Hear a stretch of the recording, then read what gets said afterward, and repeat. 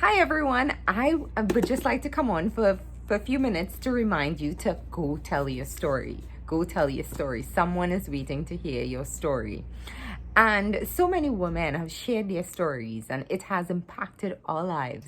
And our story is going to impact somebody else's life too. So you need to go and figure out whatever platform, whatever gift is inside of you that you can use as an avenue to tell your story. So, last month I believe we shared on Sarah Jake's book, Woman Evolve, and even that book has impacted my life so much. And those of you who have actually started to read it or read it or is involved in that entire platform, I pray that you have benefited from it thus far. But even as we evolve, there are things that is inside of us that still hold us back from fully evolving, and we need healing and deliverance from certain things that tend to hold us back. And this book that I'm reading, I'd like to share it with you. It's from Joyce Meyer. It's Healing the Soul of a Woman. And it is such a powerful book. Joyce Meyer has been through so much as a woman. And she has journeyed and she has authentically and openly shared the most painful parts of her heart, and she's not afraid to talk about who she is and all of the filth that she had to deal with in her own life. And I think as women we need to address things that we see in our hearts and see in our lives and see things that has been rooted from way back in our lives, and address those wounds and be healed from it, because we could be functioning and not be functioning at our fullest because we're still functioning from a wounded, broken place. Soldiers in an army, when they're wounded, they cannot fully function the way they normally would have. So this book has really helped me in this whole healing journey. And even as we evolve, we need to address all the things that are holding us back. And one of the points that stood out to me is the book helped me to understand a lot of the why behind my behavior, the whys behind my behavior. Because sometimes we behave a certain way and we don't understand why. Sometimes we call things lack of commitment, when the truth is it's self-sabotage. We sabotage opportunities because we don't think that we're good enough for the opportunity based on insecurities that came from places in our past. And instead of committing to an opportunity, we sabotage it because we don't feel we're good enough to fulfill it in the first place. But Joyce Meyer exposes all of our behaviors, and you would start to see every woman who have been broken, who have been wounded in some stage in their life, will start to see the why behind your behaviors, and you'll stop feeling like you're such a loser, and you'll stop feeling like something is wrong with you. How come you can't do everything like everybody else? Because you'll understand the why, because she goes deep into helping you understand the why.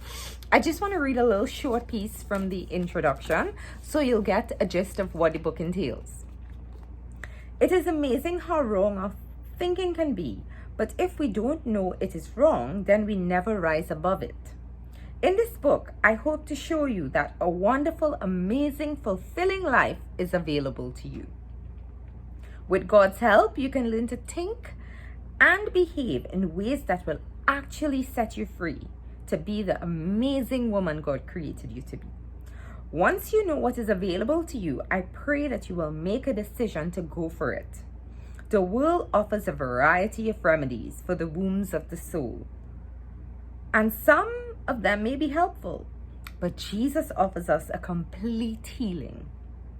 He is the healer and restorer of our souls. The psalmist David said God had restored his soul. When something is restored, it is made like new once again. What kind of life God intends for you as a woman who is created in his image?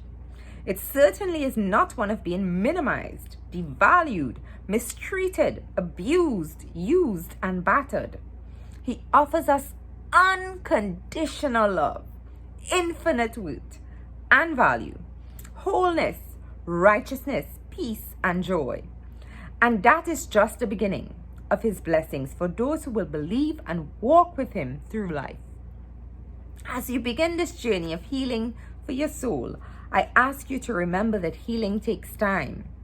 It is also sometimes painful because we have to let go of old wounds to be opened up in order to get the infection that is festering and poisoning our souls out of them.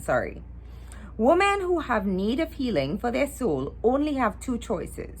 The first is to continue limping along life, just trying to get through each day.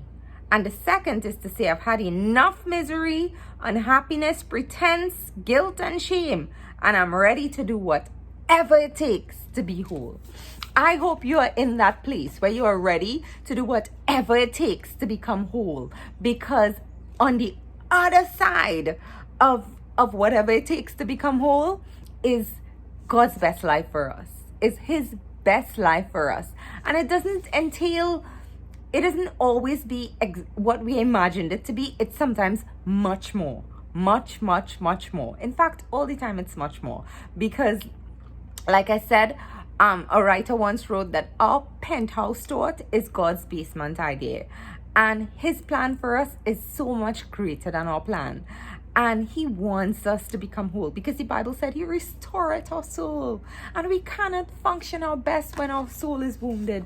But we cannot get healed if we are not willing to go deep. We can't scratch the surface and deal with pains and hurts and trauma that is deeply rooted. We have to be willing to go deep. And when we're willing to go deep, we can address things at its root and deal with it at its root and recover from it at its root, because it can't grow back, because we have uprooted it, and then we can start a journey of being healed and God making us a brand new creature.